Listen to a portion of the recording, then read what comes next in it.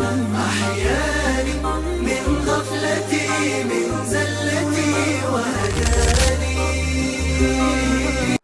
السلام علیکم ورحمۃ اللہ وبرکاتہ۔ میں اپنے پروگرام مارننگ وِد قرآن کی سیگمنٹ 1 ورس 1 ڈے میں آپ کو وارم ویلکم کہتی ہوں۔ اللہ کے فضل و کرم سے سورۃ البقرہ کی آیت نمبر 8 دیکھیں گے آج ہم۔ بڑی خوبصورت دعا ہے، جیسے میں نے پہلے بھی بات کی تھی کہ سورۃ آل عمران میں موسٹلی ہمیں دعائیں نظر آئیں گی۔ اللہ تعالیٰ اس سے بڑھ کر خوبصورت دعا کیا ہو سکتی ہے کہ مانگنے والا خود اپنے بندے کو طریقہ بتا رہا ہو کہ اس طرح سے مانگو میرے سے۔ تو یقیناً دعا جو اللہ نے خود سکھائی ہے اس سے بہتر اور کوئی دعا نہیں ہو سکتی۔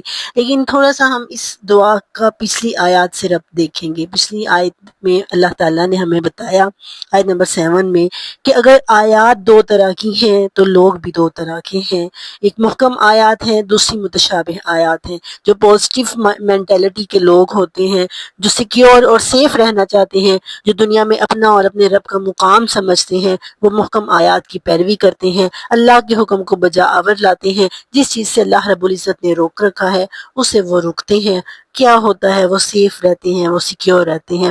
اور دوسرے متشابہات آیات کے پیچھے بھاگتے ہیں اور اپنی مرضی کی تعویلیں، اپنی مرضی کے مطلب نکالنا چاہتے ہیں۔ اور مقصد ان کا کیا ہوتا ہے ایسا علم حاصل کرنے کا کہ وہ صرف اور صرف لوگوں سے بحث و مباحثے میں جیتنا چاہتے ہیں، اور علم حاصل کر کے اپنے علم کا روب ڈال کے دوسروں کو حقیر دکھانا چاہتے ہیں۔ یاد رکھیے، وہ علم جس میں ہدایت کی طلب نہ ہو، جب آپ کوئی قرآن لے کے بیٹھتے ہیں، آپ حدیث لے کے بیٹھتے ہیں، آپ کوئی لیکچر سننے کے لیے بیٹھتے ہیں، آپ کا مقصد ہدایت کی طلب نہیں ہوتا، اس بندے کو نیچا دکھانا ہوتا ہے، تو آپ کو اس کے اندر غلطیاں ہی نظر آئیں گی، نیگیٹیوٹی ہی نظر آئے گی۔ لیکن اگر آپ ہدایت کے طالب بن کر بیٹھے ہیں تو آپ کو کوئی نہ کوئی پہلو ضرور اچھا مل جائے گا۔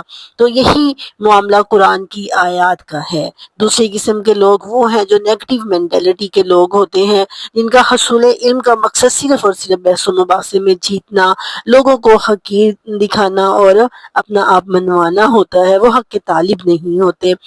اور جو راسخون فی العلم ہوتے ہیں، جنہوں نے آیات و محکمات کو سمجھا ہوتا ہے، ان کے ساتھ دلوں کو جوڑا ہوتا ہے، ان کے ساتھ اپنی زندگیوں کو بدلا ہوتا ہے۔ اللہ نے حکم دیا ہے نماز قائم کرو، نماز قائم کی ہے۔ اللہ نے پردے کا حکم دیا ہے تو حتی الامکان پردہ کیا ہے۔ حتی الامکان کیا، جو اللہ کا حکم ہے اس کو بجا لائے ہیں۔ مطلب جیسے ایک غلام، ایک نوکر ہر وہ کام کرتا ہے جس سے اس کا مالک اس کو حکم دیتا ہے، اور جس سے روکتا ہے اسے وہ رکتا ہے۔ تو جب انسان ہدایت کا طالب ہوتا ہے تو آپ یقین جانیے اللہ رب العزت اپنے بندے سے بہت خوش ہوتا ہے، تو اور پھر اللہ اس کو ہدایت دے دیتا ہے۔ اب اس آیت مبارکہ میں بندہ اللہ سے دعا اللہ تعالیٰ سکھا رہے ہیں۔ یہ دعا راسخون فی العلم کی دعا ہے کہ علم آپ کے پاس آ جاتا ہے، اس کے بعد بھی آپ کو اس چیز کا پر اللہ سے دعا مانگتے رہنا چاہیے کہ اے اللہ، یہ میرا علم میری گمراہی کا باعث نہ بنے، مجھے ہدایت پر قائم رکھنا۔ آئیے دیکھتے ہیں آیت کو۔ نحمدہ ونصلی علی رسولہ الکریم، اما بعد، اعوذ باللہ من الشیطان الرجیم، بسم اللہ الرحمن الرحیم۔ ربنا، اے ہمارے رب، لا تزغ، ٹیڑھا نہ کرنا، قلوبنا، ہمارے دلوں کو، بعد، اس کے بعد کہ اذ ہدیتنا، جب تو انہیں ہدایت دے دے، وہب لنا، اور ہمیں عطا کرنا، من لدن کا، اپنی طرف سے، رحمتن، رحمت، انک انت الوہاب، بے شک تو صاحب جو دو کرم ہے، تو عطا کرنے والا ہے، وہاب بہت زیادہ دینے والا ہے۔ تو ربنا، اے ہمارے رب، لا تزغ قلوبنا، ہمارے دلوں کو ٹیڑھا نہ کرنا۔ پیچھے ہم نے پڑھا کہ فی قلوبہم زیغ، وہ لوگ جن کے دلوں میں ٹیڑھا پن ہے۔ زیغ کا لفظ مطلب ایک ہوتا ہے کہ ہم کسی چیز کو دیکھ رہے ہیں، زاغت الابصار، جب آنکھیں جو دیا گئیں، ہم سیدھا دیکھ رہے ہیں، دیکھتے دیکھتے ایک دم ہماری جو ہے نا وہ نظر کا پھر جانا، نظر کا ٹیڑھا ہو جانا، اس کو کہتے ہیں زاغت الابصار، اور اسی سے ہے تو زیغ۔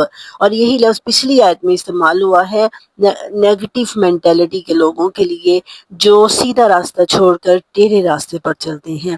اب جو راسخون فی العلم ہے، جنہوں نے علم کے اندر پختگی اختیار کی ہے، جنہوں نے اپنی زندگیاں قرآن سمجھنے کے لیے لگائی ہیں، اللہ کے دین کو سمجھنے کے لیے لگا دی ہیں، تو شیطان جو ہوتا ہے نا وہ ایک عام انسان کے ساتھ عام آدمی ہے، اس کی اسے اتنی فکر نہیں ہوتی، لیکن ایک وہ بندہ جس نے اللہ کے دین کو سمجھا ہے، اللہ کے قرآن کو سمجھا ہے، اس کے لیے وہ بڑا فکر مند ہو جاتا ہے، اس کو اس کی بڑی فکر ہوتی ہے، وہ چاہتا ہے کسی طرح اس کو گمراہ کر دوں۔ تو اسی لیے اللہ نے راسخون فی العلم، علم میں پختگی اختیار کرنے والوں کو یہ دعا سکھائی ہے کہ وہ زیغ، وہ ٹیڑھا پن ان لوگوں کے اندر تھا جنہوں نے متشابہات کی پیروی کی ہے، اس ٹیڑھا پن سے اللہ کی پناہ مانگو کہ کہیں ایسا نہ ہو وہ ٹیڑھا پن تمہارے اندر بھی آ جائے۔ اسی لیے ہدایت کا طالب انسان کو ہمیشہ رہنا چاہیے، اور اللہ کی نعمتوں میں سے سب سے بڑی نعمت ہدایت پر استقامت ہے۔ اسی لیے فرمایا نا، ربنا لا تزغ قلوبنا وہب لنا من لدنک رحمہ، اپنی طرف سے ہمیں رحمت عطا فرما۔ وہ رحمت کیا ہے؟ وہ رحمت اللہ کی یہ عطا ہے کہ ہم ہمیشہ جو علم ہم نے حاصل کیا ہے اس پر ہم عمل پیرا رہے۔ انک انت الوہاب، بے شک تو عطا کرنے والا ہے۔